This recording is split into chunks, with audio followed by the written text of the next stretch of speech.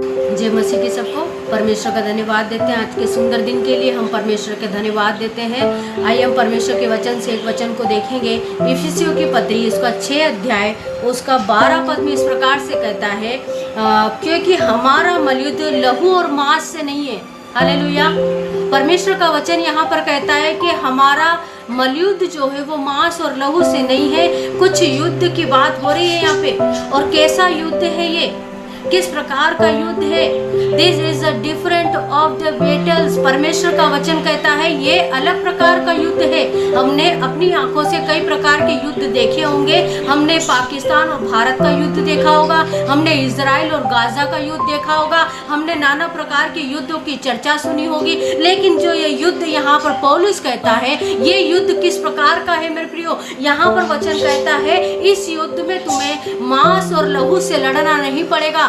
आपको खून बहाने की आवश्यकता नहीं है, आपको एक दूसरे को मारने की आवश्यकता नहीं है, आपको एक दूसरे को घसीटने की आवश्यकता नहीं है, आपको एक दूसरे को कूटने की आवश्यकता नहीं है। लेकिन परमेश्वर यहाँ कहता है हमारा जो मलयुद्ध है वो तो मांस और लहू से है ही नहीं। हालेलुया। तो हमारा फिर मलयुद्ध किससे है?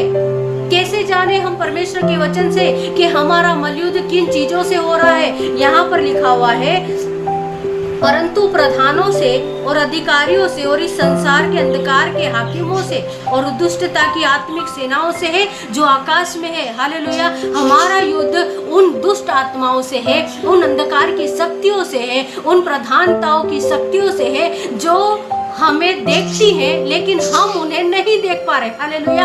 यहाँ पर वचन कहता है हमारा शत्रु हमें देख रहा है, लेकिन अफसोस की बात यह है, बड़े अचंभित बात यह है कि हम उसे नहीं देख पा रहे। जो हमें घात करने वाला है, जो हमें नष्ट करने वाला है, हम उसे नहीं देख पा रहे।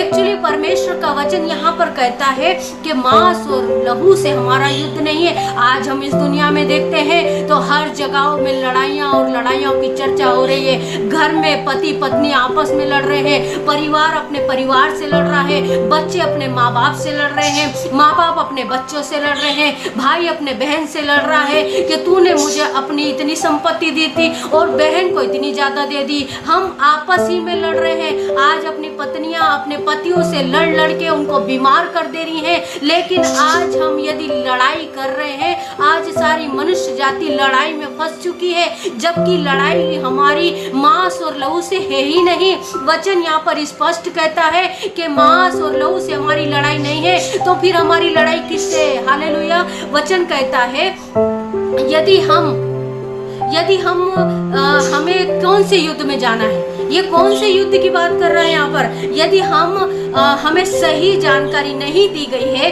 इसीलिए तो हम आपस में लड़ रहे हैं। यदि आज हम लड़ रहे हैं आपस में, तो इसका मतलब ये है कि हमें युद्ध की सही इंफॉर्मेशन हमें नहीं दी गई है, हमें सही जानकारी नहीं है। वचन के अनुसार यदि हम आपस ही में लड़ रहे हैं, आपस ही में वाद विवाद कर रहे हैं, तो हमें सही जानकारी नहीं है। तो हमें क्या करना चाहिए? हमें सही इंफॉर्मेशन कहाँ से मिलेगी?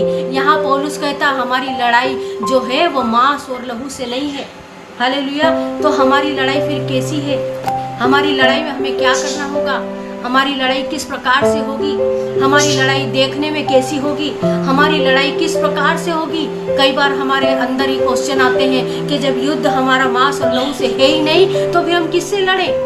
वचन यहाँ कहता है कि यहाँ पर दूसरा इतिहास उसका 20 अध्याय और उसका 17 पद में इस प्रकार से लिखा है, इस लड़ाई में तुम्हें लड़ना नहीं पड़ेगा।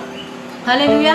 आपको इतनी इंफॉर्मेशन दी जा रही है कि आपको इस युद्ध में लड़ना नहीं पड़ेगा। हालेलुया। केवल आपको क्या करना है? आपको चुपचाप खड़े रहना है और आपको प्रार्थना करते रहना है। इस लड़ाई की जो पहचान है वो प्रार्थना से हो रही है। इफिसियों की पत्री में 6 अध्याय उसका 18 पद में इस प्रकार से लिखा है, हर समय हर प्रकार से आत्मा में प्रार्थना करते रहें। आप किस युद्ध से होकर जा रहे हैं, आप किस लड़ाई से होकर जा रहे हैं, आप किस संघर्ष से होकर जा रहे हैं, आप किस बीमारी के बिस्तरे से होकर जा रहे हैं, आप किस तनाव से होकर जा रहे हैं, मुझे नहीं पता, लेकिन इतना मैं जानती हूँ कि परमेश्वर कहता है युद्ध मेरा है। हालेलुया। परमेश्वर का वचन कहता है you don't have to fight. परमेश्वर कहता है तुम्हें लड़ना नहीं पड़ेगा। परमेश्वर कहता है this is the different of the battles, परमेश्वर कहता है ये युद्ध मेरा है। हालेलुया।